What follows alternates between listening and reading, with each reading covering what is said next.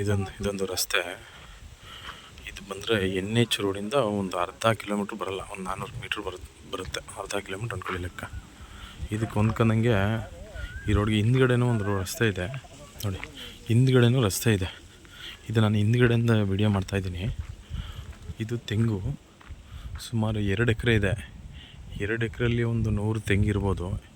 2 bore ಇದೆ, ಒಂದು ಕೃಷಿ ಹೊಂಡ ಇದೆ. ಸ್ವಲ್ಪ ಇವರು ಡೆವಲಪ್ಮೆಂಟ್ ಏನು ಮಾಡಿಲ್ಲ ನೋಡಿ, ಕಲ್ಲೆಲ್ಲ ನೆಟ್ಟಿದ್ದಾರೆ ನೋಡಿ. ತೆಂಗು ಡೆವಲಪ್ಮೆಂಟ್ ಆಗ್ತಾಯಿದೆ ಇವಾಗ.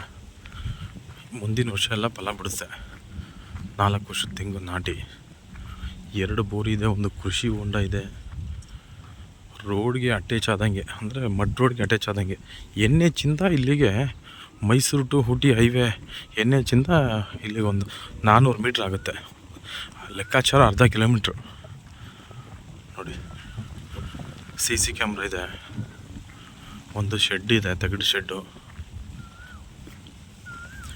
ತೆಂಗೆಲ್ಲ ಡೆವಲಪ್ಮೆಂಟ್ ಏನು ಅವರು ಏನು ಮಾಡಿಲ್ಲ. ಕಲ್ಲು ಹಾಕಿದ್ದಾರೆ, ಫೆನ್ಸ್ ತಂತಿ ಎಳೆದಿಲ್ಲ.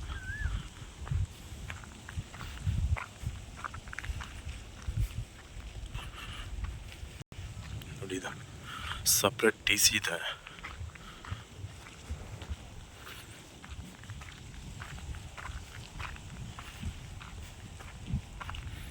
ಈ ಕಡೆಗೂ ರಸ್ತೆ ಬರುತ್ತೆ.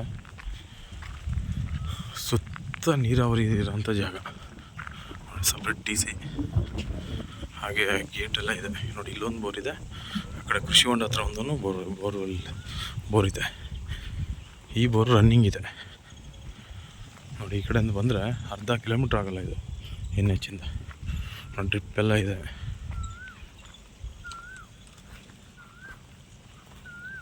ಬೋರ್ ಅಂತೂ ರನ್ನಿಂಗ್ ಇದೆ, ಓಡ್ತಾ ಇದೆ. CC ಕ್ಯಾಮ್ರಾ ಇದೆ.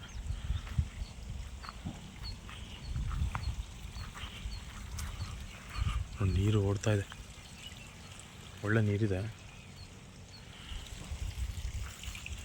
ಒಂದು ಶೆಡ್ ಇದೆ. 2 ಎಕರೆ. ಇಂಟ್ರೆಸ್ಟ್ ಇರೋರು ಕಾಲ್ ಮಾಡಿ ಸರ್.